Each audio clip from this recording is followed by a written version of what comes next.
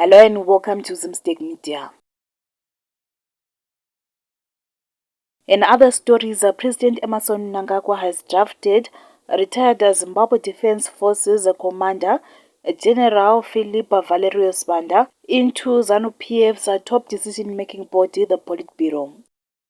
The appointment takes effect immediately. According to ZANU-PF, Mnangagwa made the move using powers granted under Article 9, Section 65 and 67 of the party's constitution. General Banda is one of the country's most senior military figures.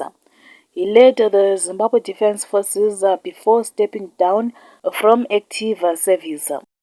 His entry into the Politburo is expected to cement his influence within the ruling party after decades in the security sector.